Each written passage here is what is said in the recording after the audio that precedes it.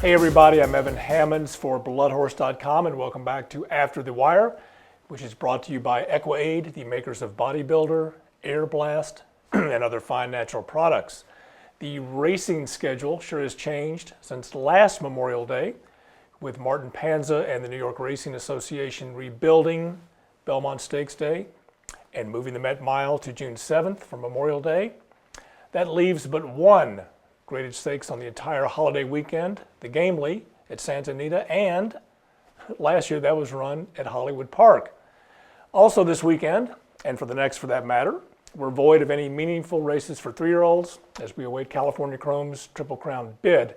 So that gives us a chance to stretch our legs and look at some turf distance runners this week.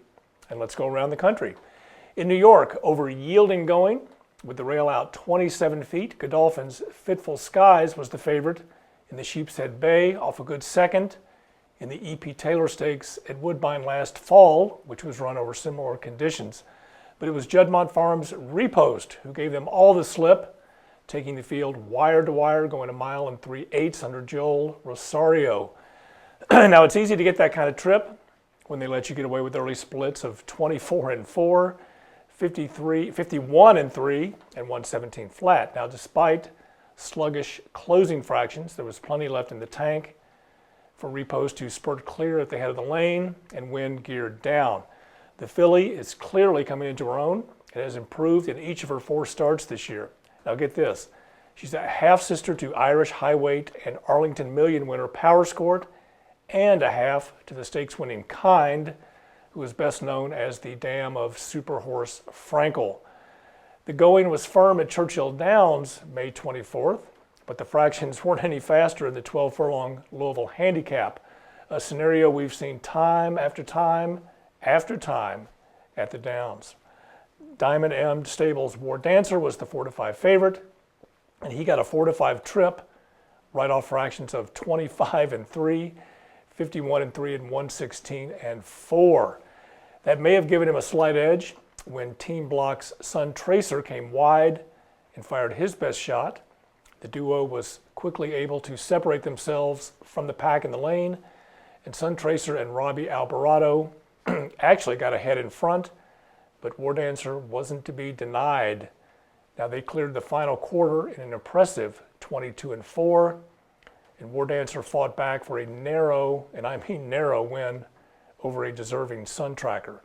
War Dancer, who's by Warfront and bred by Cherry Valley and Stuart Janney III, has been off the board in 3 dirt starts, but has 2 graded stakes wins and 2 more graded stakes placings on the grass, and it looks like the longer the better for the Dark Bay. And at Santa Anita on the 24th, David Hirensberger's Fire with Fire certainly was on fire and looked strong in the Grade 2 Charles Whittingham Stakes. Since given a confidence builder shipping over to Arizona for the Cotton Fitzsimmons Handicap back in mid-January, Fire with Fire has won the Grade 2 San Luis Rey, got pipped in the Grade 3 Last Tycoon, and now has won the Whittingham. Now here, the fractions were solid. They went a half in 46-3 and 6 furlongs in 111-1.